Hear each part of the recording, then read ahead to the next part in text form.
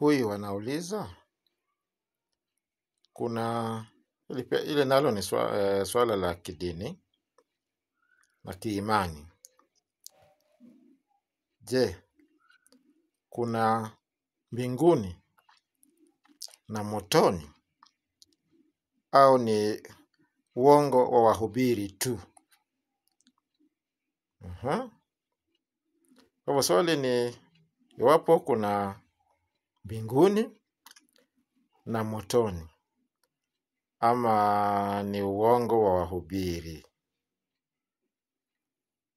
Nianze kwa kusema kwamba ni kweli kwamba hasa siku hizi kuna wahubiri wengi ambao ni wa uongo. Na si siku hizi tu, jambo hili lilianza kitambo.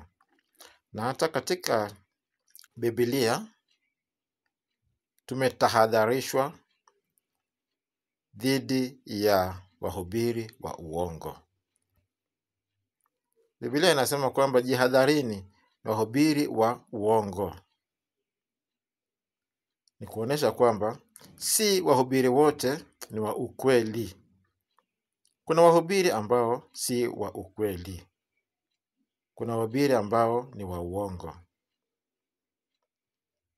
Kwa hiyo ni wewe mwenyewe uangalie, usikilize na kuweza kutambua iwapo yule anaye kuhubiria kwa mahubiri yake na matendo yake ni mhubiri wa kweli au wa uongo. Maana tumeambiwa hata katika Biblia takatifu kwamba si wote ambao wanahubiri ni wahubiri wa kweli. Turudi kwa swali. Mbinguni na motoni. Je, kuna mahali kama hapo au ni uongo tu?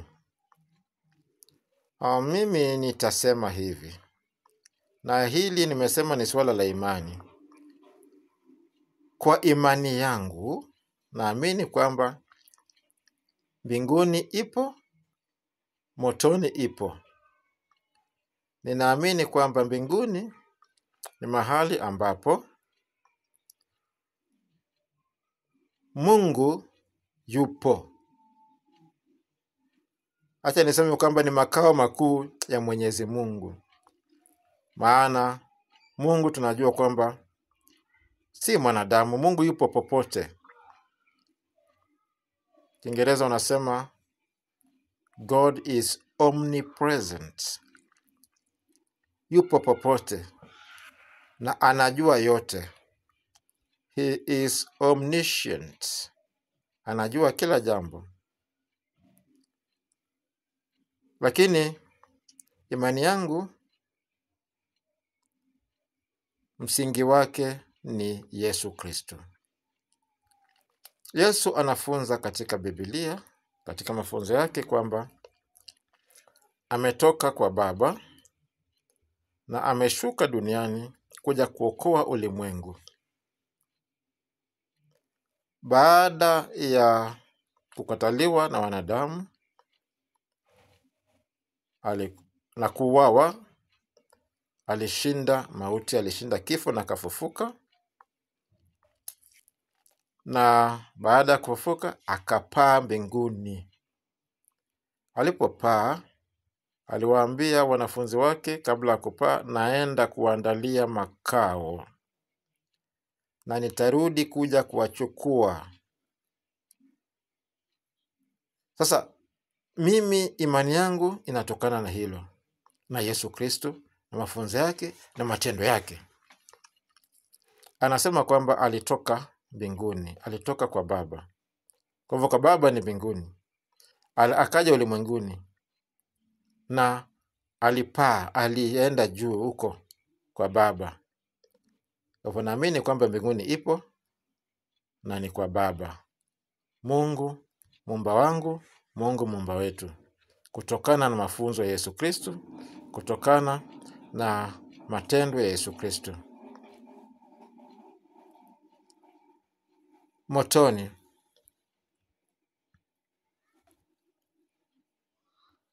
naamini motoni kupo. Motoni ni mahali pa mateso. Motoni ni mahali kando na Mungu. Mahali ambapo hapana furaha, hapana amani, ni mateso tupu. Motoni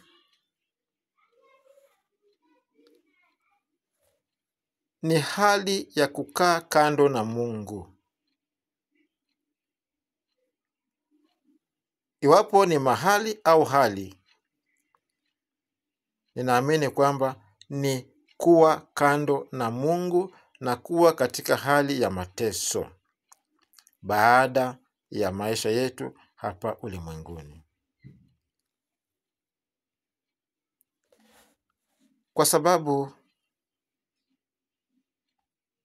penye furaha na amani ni penye Mungu. Kando na Mungu hakuna furaha.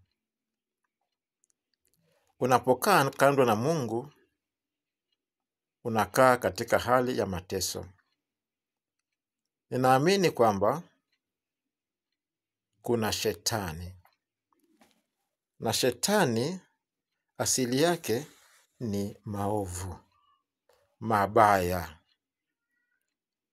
Mungu asili yake ni mema, mazuri.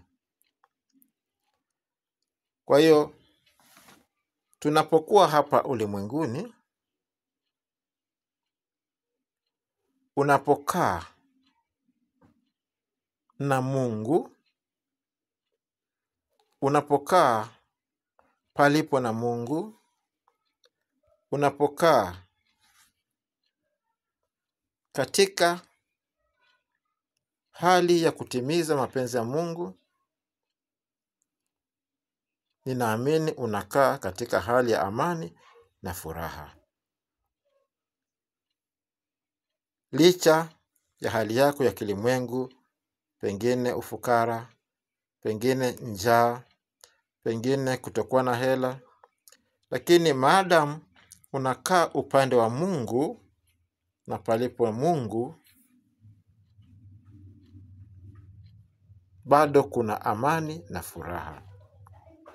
Maana asili ya Mungu ni furaha, amani, wema. Upande ule mwingine ni upande wa shetani, upande wa motoni. Unapokaa katika hali ya uovu, ubaya, basi unakaa katika sehemu ya shetani. Na shetani, katika sehemu ya shetani hapana amani, hapana furaha, ni mahala pa mateso. Kwa hiyo hata kama hapa ulimwenguni unaona una furaha, una pesa, una mali, na kama ni mwanaume pengine una wanawake wengi, una chochote unachotaka, lakini maisha yako, hali ya maisha yako yanaegemea upande wa shetani, basi ujue unaishi katika sehemu ya mateso, sehemu isiyo na furaha na amani ya kudumu. Kwa hiyo motoni ni sehemu ya shetani, mbinguni ni sehemu ya Mungu. Kwa hiyo mimi ninaamini kwamba ipo mbingu, ipo motoni. Mbinguni ni kuishi na Mungu, kuishi na Mungu. Iwapo ni mahali, sawa. Iwapo ni hali, sawa. Lakini palipo Mungu,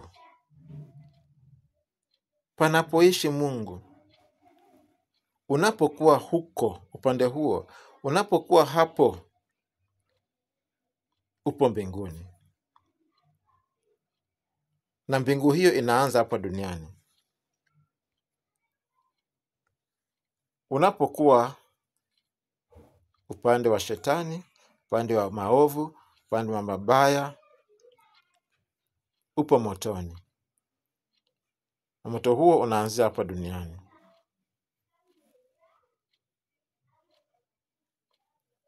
Baada ya maisha yetu hapa duniani, mtu anapofariki, ninaamini kwamba roho yake, kama alikuwa anaishi hapa duniani akiwa upande wa Mungu, akiwa katika kutenda mapenzi ya Mungu, kuishi kulingana na jinsi Mungu anavyoagiza, basi anapokufa anaenda kwa Mungu.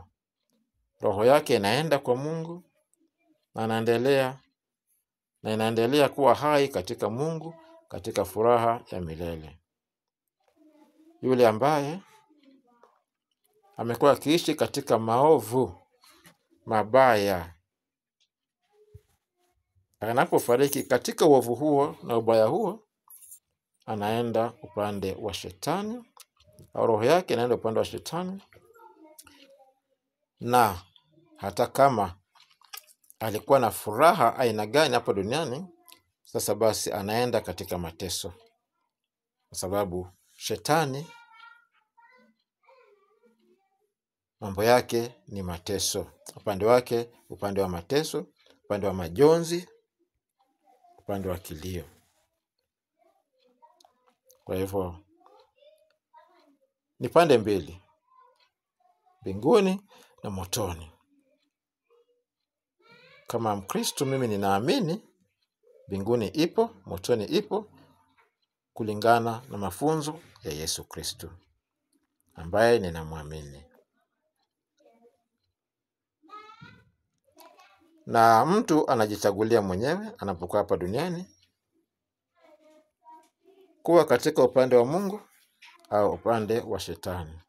Upande wa Mungu, upande wa amani na furaha ya milele. Upande wa shetani ni mateso, kilio ya milele. Kuwa motoni ni kuwa mbali na Mungu, kuwa na maisha ambayo si ya Mungu, ya shetani. Kwa hivyo aliyeuliza swali hili, mimi ninaamini kuna mbinguni, kuna motoni. Na mtu anajichagulia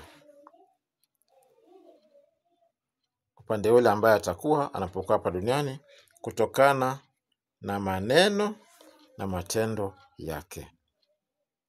Hivi kwamba baada ya maisha hapa duniani unaenda kule ambako umejichagulia. Kama umechagua maisha ya uovu, maisha ya ubaya, basi utaenda kwa mkuu wa mabaya, mkuu wa maovu, ndiye shetani, na huko ndiko kunaitwa motoni. Kama utakuwa umechagulia wema, uzuri, uadilifu, basi utaenda kwa Baba wa mema, ambaye ni Mungu, Baba yetu, Muumba wetu, na huko ndiko ni mbinguni. Kukaa na Yesu na malaika, kufurahia daima na milele. Kwa hiyo ndio imani yangu kwamba mbinguni kupo, motoni ipo. Mtu hujichagulia mwenyewe anapokuwa hapa duniani, kwa maisha yake, kwa matendo yake, na hasa kwa mahusiano yake na wanadamu wengine. Wale ambao wana mawazo mengine zaidi wanaweza kuongezea, lakini swala la imani inalingana na imani yako. Kuna wengine wanaamini kwamba mtu anapokufa hakuna mahali anaenda, anazaliwa tena upya na kuendelea na maisha tu hapa duniani. Nafikiri kuna dhehebu la Wahindi fulani, dhehebu fulani la Wahindi ambalo linaamini hayo. Nafikiri inaitwa the principle of reincarnation, kwamba kuzaliwa upya. Mtu anapokufa atazaliwa tena upya, na kuna wale wanafunza kwamba kama walikuwa umeishi na unatenda mazuri, ukifa utazaliwa sasa kama katika hali ya uzuri zaidi. Pengine utazaliwa kama kiongozi au tajiri au rais, kama ulikuwa unatenda mema. Na kama ulikuwa unatenda maovu, hata kama ulikuwa tajiri, ukifa utazaliwa kama maskini au utazaliwa kama mtumwa. Kwa hivyo kuna imani kama hizo, hususan nadhani ndugu zetu Wahindi na imani yao. Kuna baadhi ya wanaamini kwamba mtu akifa hakuna mahali anaenda, huzaliwa tena, lakini katika hali tofauti kulingana na maisha yako ya hapo awali. Hiyo ni imani yao.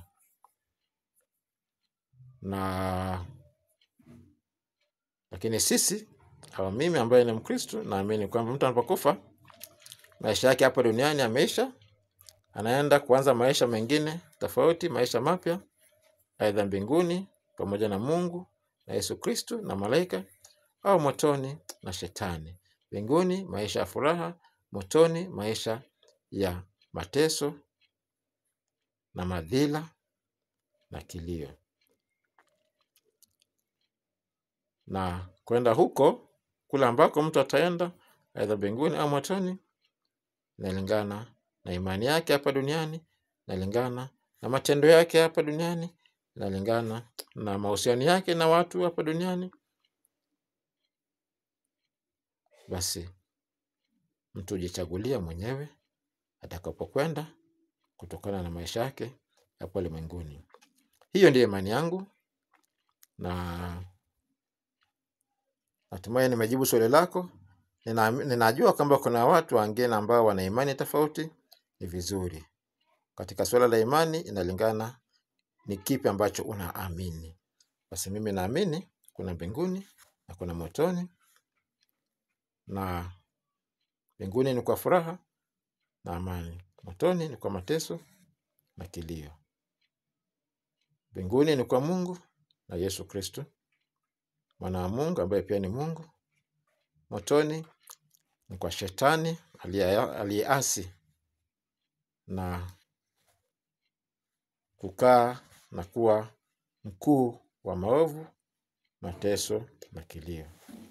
Wale ambao pengine wana mawazo tofauti au imani tofauti au mtazamo tofauti, huu ni mjadala wazi. Karibuni na nyinyi pia mchangie mawazo yenu na mtueleze imani yenu. Karibuni.